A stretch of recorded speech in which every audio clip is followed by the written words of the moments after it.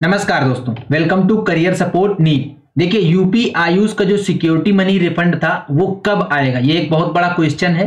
तो ये पूरा का पूरा वीडियो आज यूपी आयुष के रिफंड के बारे में रहेगा। मैं आप लोगों को पूरी जानकारी दूंगा, रिफंड आना शुरू हुआ है कि नहीं, कैसे चेक करना है आपको रिफंड, और सबका रिफंड कब तक आ जाएगा। तो वीडियो को लास्ट तक देखना, आपको पूरी कंप्लीट जानकारी मिलेगी। और अगर आप मेरे चैनल पे नए हैं तो चैनल को सब्सक्राइब करके रख लो, जैसे कि आप लोगों की नीट 2025 की जो जर्नी है वो मैं सिंप्लीफाइड बना दूंगा। ड्यूरिंग काउंसलिंग आप लोगों की बहुत ज्यादा हेल्प होने वाली है, क्योंकि जो नीट 2025 का मेन एंट्रेंस एग्जाम है वो आप दोगे, इसके बाद काउंसलिंग क्रुशियल पार्ट प्ले करता है, तो वो बहुत ही ज्यादा जरूरी होता है। चलो डिले ना करते हुए मैं आप लोगों को बताता हूं कि आप लोगों की जो जर्नी है वो कैसे स्टार्ट होगी। आई मीन यूपी आयुष का रिफंड की एलिजिबिलिटी क्या है। अब आप बोलोगे कि रिफंड की भी एलिजिबिलिटी होती है क्या भैया? तो एलिजिबिलिटी मैंने इसलिए बोला है कि किसका किसका रिफंड आएगा। देखो, जिन बच्चों ने गवर्नमेंट कॉलेज के लिए ओनली ट्राई किया था उन्होंने सिक्योरिटी मनी 20K पे करी थी। जिन बच्चों ने प्राइवेट प्लस गवर्नमेंट के लिए ट्राई किया था उन बच्चों ने 50K सिक्योरिटी मनी पे करी थी। अब इन दोनों में एक चीज आप ध्यान रखना, जो 2K 2000 रुपए आपने रजिस्ट्रेशन चार्जेस पे किए थे वो आपके रजिस्ट्रेशन चार्जेस हैं, वो रिफंड नहीं आएंगे आपके, ओनली सिक्योरिटी मनी रिफंड होगी। तो जिन्होंने 50K पे करी थी for private and government college उनका 50K आएगा सिर्फ, और जिन्होंने सिर्फ गवर्नमेंट कॉलेज के लिए 20K पे करी थी उनका 20K आएगा। एक चीज तो ये हो गई। अब दूसरी चीज, किसका किसका रिफंड आएगा, मतलब रिफंड एलिजिबिलिटी क्या है। एक तो वो बच्चा जिसको कॉलेज अलॉट ही नहीं हुआ, नॉट अलॉटेड, किसी भी राउंड में आपको कॉलेज नहीं अलॉट हुआ तो आपकी सिक्योरिटी मनी आना कंफर्म है। एक वो बच्चा जिसको कॉलेज अलॉटेड, जिस भी बच्चे का कॉलेज अलॉट हो गया है और उसने ज्वाइन कर लिया है, कॉलेज अलॉटेड एंड ज्वाइंड, तो उसकी सिक्योरिटी मनी वापस आएगी। ये दो केस हो गया। जो तीसरा केस है जिसमें डिलेमा था, मतलब डाउट था, वो अब कंफर्म हो गया है।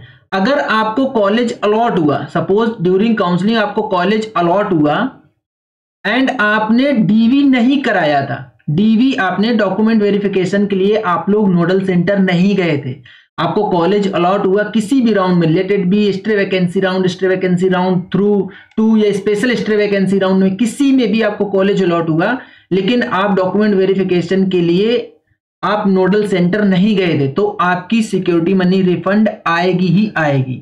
इस वाले केस में एक क्वेश्चन मार्क लगा हुआ था कि रिफंड आएगा कि नहीं, क्योंकि ये क्लैरिटी नहीं थी, बट सिक्योरिटी मनी का रिफंड आना स्टार्ट हो गया है। तो अब ये क्लियर हो गया है कि जिन बच्चों ने नोडल सेंटर में डॉक्यूमेंट वेरिफिकेशन नहीं कराया था उनका भी सिक्योरिटी मनी रिफंड आएगा, और 100% आएगा।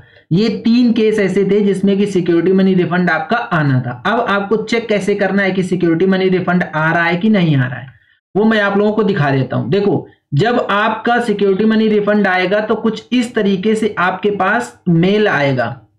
ये मेल का एक स्क्रीनशॉट है एक बच्चे का, CBS अलर्ट, मतलब ये SBI का, SBI में इस बच्चे का अकाउंट था, तो SBI की साइड से मेल आया है जिसमें दिया है your account this has credited for UPI reversal, ये उन्होंने रेफरेंस दिया है ऑफ ₹50,000। देखो, इन्होंने 50K पे करी थी तो इनका 50,000 पेमेंट रिफंड आया है। इस तरीके से मेल आ रहा है क्लियरली, हिंदी इंग्लिश दोनों में लिख के। अभी देखो, बहुत सारे बच्चों का ये डाउट है, उन्होंने क्या किया कि किसी ने कॉलेज को पेमेंट किया था, किसी ने क्या किया था कि किसी ने कैफे वाले भैया हैं उनके अकाउंट से पेमेंट कराया था, कैफे वाले के अकाउंट से। तो अभी इनके साथ में क्या प्रॉब्लम हो रही कि ये लोग बोल रहे हैं कि अभी मेरे अकाउंट में पैसा आया ही नहीं है। तो उसको चेक कैसे करना है? उसको आपको चेक करना है, इनका अकाउंट स्टेटमेंट मांगो कि आप मुझे अकाउंट स्टेटमेंट दिखाओ, तो उससे आपको कंफर्म हो जाएगा कि आपका पैसा रिफंड आ रहा है कि नहीं आ रहा है। जो मैंने 3 केस आपको बताए थे, उन 3 केस में अगर आपका कोई केस बनता है तो आपका पैसा रिफंड 101% आएगा, 100% रिफंड आएगा आपका, देयर इज नो डाउट। वो 3 केसेस जो मैं प्रीवियसली डिस्कस कर चुका हूं। अगर आपका आज रिफंड नहीं आया, देखो ये 2 दिन हो गए हैं, लगभग 13 या 14 मार्च से रिफंड आना स्टार्ट हो गया है, 13 या 14 मार्च से रिफंड आना स्टार्ट हो गया है। तो हर बच्चे का अभी नहीं आया होगा। अगर किसी बच्चे का ऐसा होता है कि रिफंड नहीं आया है तो आपको एकदम से पैनिक नहीं होना है, आप थोड़ा सा 1 वीक और वेट कीजिए, फिर 1 वीक बाद उस अकाउंट को चेक कीजिए, जिस अकाउंट से आपने पेमेंट किया था उसी अकाउंट में रिफंड आएगा। उस अकाउंट को चेक कीजिए, वो किसी का भी अकाउंट हो, चाहे वो कॉलेज का अकाउंट हो या किसी कैफे वाले का अकाउंट हो, अगर वो लोग नहीं दे रहे हैं तो उनको बोलो कि आप अपना अकाउंट स्टेटमेंट मुझे दिखाते जाओ, उससे कंफर्म हो जाएगा कि आपको आपका पैसा रिफंड मिल रहा है कि नहीं मिल रहा है। अब नेक्स्ट क्वेश्चन आता है कि किसका रिफंड नहीं आएगा।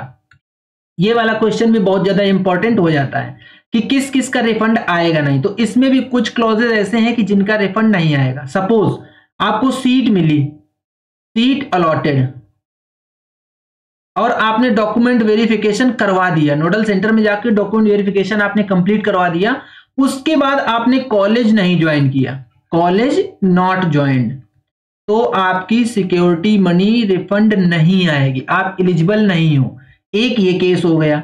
दूसरा केस क्या हो गया, आपने जो फ्री एग्जिट का टाइम दिया था, फ्री एग्जिट था इसमें एक, तो मतलब फर्स्ट राउंड में अगर आपको सीट मिली थी उसके बाद आपको फ्री एग्जिट करना था, तो अगर आपने फ्री एग्जिट के अलावा किसी भी रीजन से रिजाइन किया है, मतलब सीट छोड़ी थी, तो आपकी सिक्योरिटी मनी रिफंड नहीं आएगी।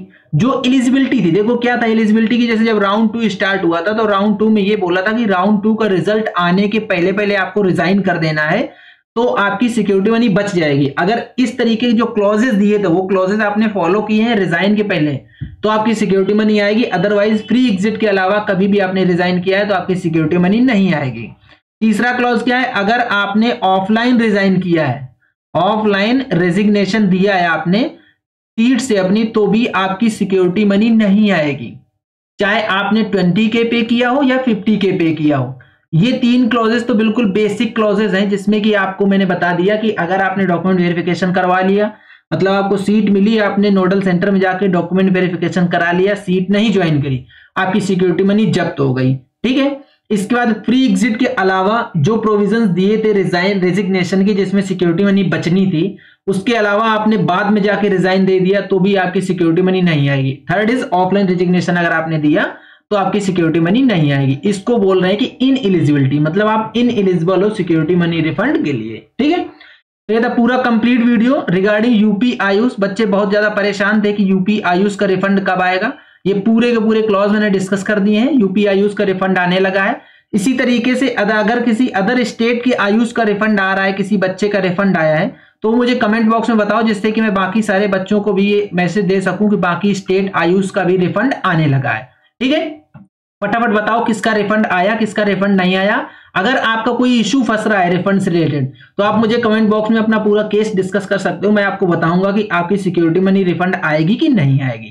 ठीक है, तो ये था पूरा कंप्लीट वीडियो। अगर आपको वीडियो पसंद आया तो वीडियो को लाइक करो, चैनल को सब्सक्राइब करो, बेल आइकन दबा के रख लो, जिससे कि आप लोगों को इस तरीके का अपडेट मिलता रहे। आज का वीडियो यहीं तक, मिलेंगे नेक्स्ट वीडियो में नए डेटा के साथ। तब तक के लिए बाय बाय।